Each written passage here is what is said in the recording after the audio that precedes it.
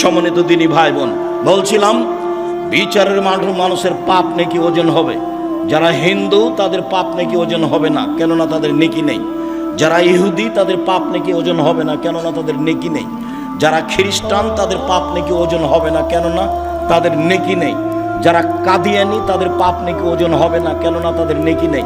যারা শিয়া তাদের পাপ নেকি ওজন হবে না, কেন? তাদের নেকি নাই।